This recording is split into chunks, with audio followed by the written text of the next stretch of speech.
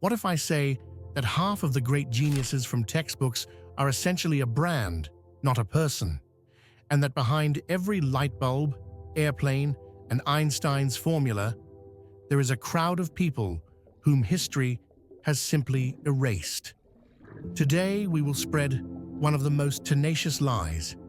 Great discoveries are made by single geniuses.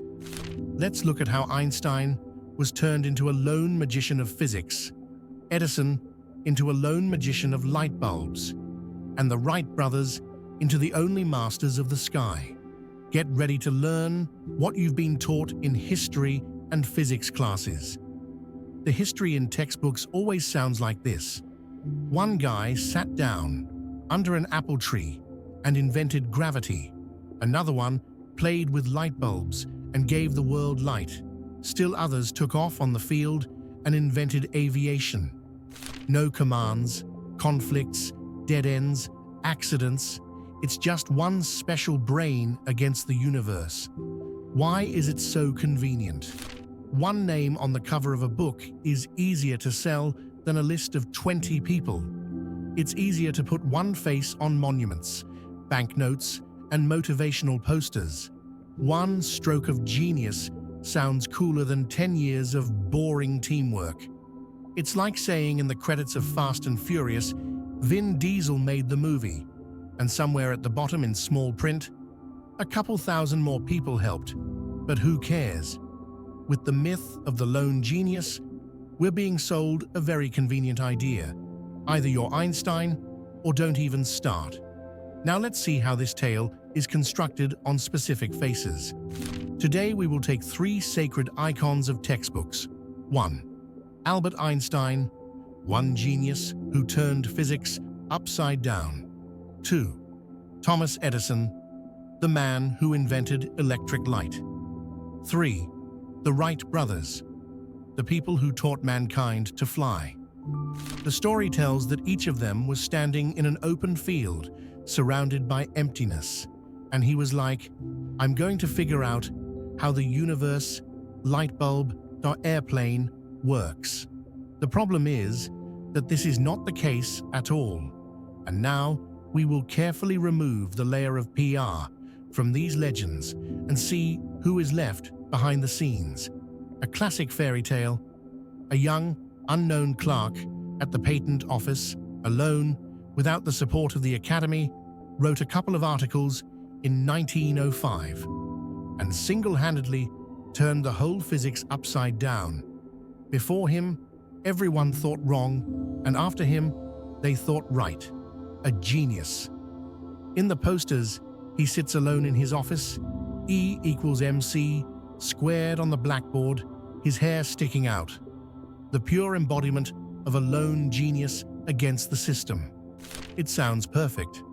The problem is that this story is not about science, but about a convenient plot. In fact, everything is much less romantic and much more collective. By the time Einstein writes his articles, the Michelson-Morley experiments have been disrupting classical physics for decades. Lorentz and Poincare have already derived equations similar to those that will later be called Lorentz transformations. The idea that the speed of light is a constant is already being discussed in the scientific community. Einstein doesn't shoot out of the void. He breaks into an already very noisy party, where a bunch of people were dragging tables, playing music, and arguing themselves hoarse. His genius lies not in the fact that no one thought of it, but in the fact that he assembled the disparate pieces into a single picture and explained it in such a way that it became the basis of a new physics. Who was deleted from the popular version? Hendrik Lorentz is a man whose equations Einstein essentially used as a ready-made tool. Henri Poincare, who wrote about the relativity of time and space before Einstein and discussed the same ideas. Experimenters without whom there would be no theory at all. People who spent years chasing beams of light through laboratories until it became a theoretical problem. Plus, there is a big question about the contributions of Einstein's own entourage. from colleagues at the patent office to Mileva Maric, with whom he discussed mathematics and ideas at an early stage. Historians debate the scale of her contribution, but one thing is clear: even his journey is not a story of one brain in a vacuum. Why were all these people erased and only Einstein remained? The Academy needs a face, a symbol of new physics. The media needs a simple explanation. There was a genius who came up with a formula. Marketing science is also marketing. It's much harder to sell a phrase. Dozens of people argued for decades until one successfully framed it. The result is what we see on the posters. Physics is like a grandfather with disheveled hair and chalk. In fact, even Einstein is not a lone genius, but the top of a huge human pyramid. But the pyramid was not given a place in the textbook. The story about Edison sounds like a motivational video. Thomas Edison made 1,000 failed attempts before he invented the light bulb, but he didn't give up. And now we live with electric light. Conclusion: never give up. The picture is simple. One stubborn inventor is in the garage. Flasks are exploding all around. But he keeps going on, and in the end, he wins. It's going to be unpleasant now. This picture looks more like an advertising poster than reality. In fact, Edison is not a lone genius, but the head of a huge R&D factory. He had dozens of engineers, chemists, and mechanics working for him in Menlo Park. They spent days testing materials, options, and designs. His thousands of attempts are the work of a team, not one person who blows glass, writes drawings, and runs for coal. Before Edison, there were already Joseph Swan in Britain, who made an incandescent work lamp before, and even sold it. Other inventors who experimented with filaments and vacuum. Edison did not invent light. He improved, optimized, and brought other people's ideas to a mass product, built the infrastructure, generators, wiring, business model, and he defended all this very aggressively with patents. This is no longer the romance of the garage. It's a startup with a giant office, investors, and a very tough legal department. Behind the scenes remained hundreds of unnamed engineers and workers who actually did experiments, competitors who created their own versions of light bulbs and lighting networks in parallel, those who were the first to come up with the basic principle. In legend, Edison is the father of the light bulb. In reality, this is at least a very large and very toxic family council from which all other relatives have been carefully removed. This legend stitches a simple scenario into your head. Success is one hero, and all the others are helpers. If you're not Edison, then your role is at most an extra. And the most unpleasant thing, an important thought, is kept out of sight. Any really big thing is done by the system, not by a loner. When we don't see it, we underestimate our contribution and rights in team projects. We don't notice the exploitation. Well, he's a genius, and glory to him. And again, we buy into the fairy tale that you just need to be born special and not build processes. The classic story: two self-taught brothers, owners of a bicycle workshop in Ohio, single-handedly invented the first airplane, entered the Kitty Hawk field, and lifted humanity into the sky from scratch. Beautiful, intimate, inspiring. The problem is that by the time of their first flight, humanity had already flown, just not in this version of the textbook. Long before the Wright brothers, German engineer Otto Lilienthal flew his gliders dozens of times. He published lift tables, analyzed aerodynamics, and died during one of his flights. His work was then carefully studied by Wright.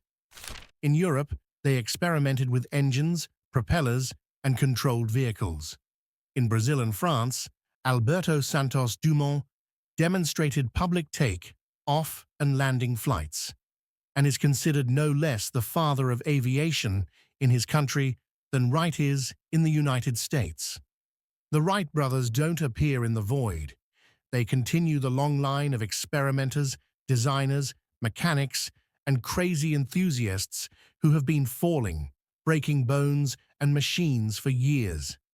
Important: this is not a Wright didn't do anything video. On the contrary, their contribution is huge.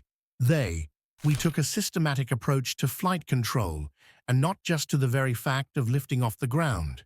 We built our own wind tunnel, tested the wings and profiles. They came up with a sophisticated roll and pitch control system. But the key word here is systematically. They took Lilienthal tables, existing engine ideas, the accumulated experience of other designers, and they put it all in a work plane. It doesn't look like two geniuses in a field anymore, but a very stubborn engineering company with two co-founders and a bunch of off-screen people around. The already familiar scheme is included here. A new industry needs a simple foundation. Here are the two brothers. Here is the date. Here is the photo. National propaganda needs to be told. We were the first to take to the sky. It is not profitable for a textbook to get into the conflict. What about the contribution of Russians, French, Brazilians? It is easier to assign 1 point and live with it. Finally, dozens of people around the world are turning into footnotes. Engineering evolution stretches into one mythical date. And above all this, a beautiful legend is flying. Two single geniuses, a field, the wind, the first flight. Now I will tell you one pain, so that you can see the scale of the problem. When talking about the discovery of the structure of DNA, two people are most often referred to: Watson and Crick. Sometimes they add a third one, Wilkins. But Rosalind Franklin was behind the key radiographs, without which it was impossible to assemble a double helix model at all. Her work became the foundation. But in popular history, her name was somewhere in the basement for a long time. In the mass consciousness, DNA is two men in a model. This is not an accident, but a systemic habit of leaving out those who do not fit into the comfortable image of a genius.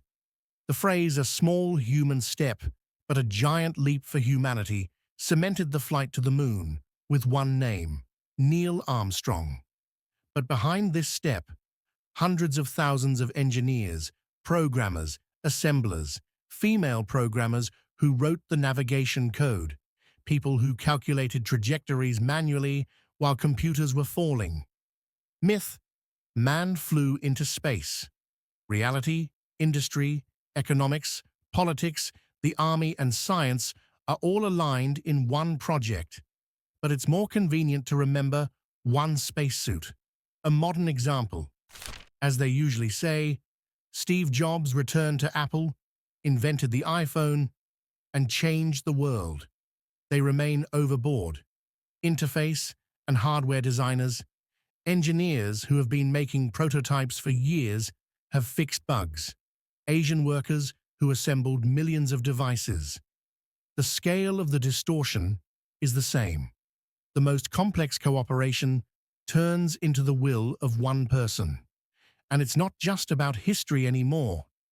It's about business, culture, and how money and influence are distributed. The same scenario repeats itself in all these stories. 1. There is a complex network of people, work, mistakes, and ideas. 2. They take one name out of it and make a brand out of it. 3. All the others turn into noise. The story is a group chat, but only one participant is included in the title. Who benefits from your believing in the fairy tale? Great discoveries are made by one special person. Media.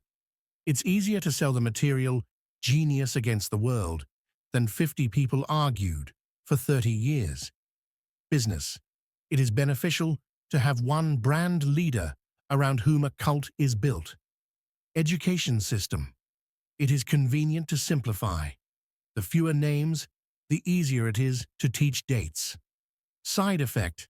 We underestimate the role of the environment, institutions, and teams. We don't see how important the contribution of ordinary people is. And we get a very toxic thought. If I wasn't born Einstein, then I'm not going anywhere. It's the perfect lie to keep people on the couch. Because of this fairy tale, someone doesn't go into science or creativity because I'm not a genius. Someone doesn't assemble a team, but digs into a single-player hero mode and burns out. Someone devalues their real results because, well, it's not a Nobel Prize, it's bullshit. In fact, the myth of single geniuses turns you from a potential team member into a spectator who simply buys someone else's legend and applauds one name. Every time you hear a phrase, it was all done by one genius. Just ask one simple question. And who was left behind the scenes and why?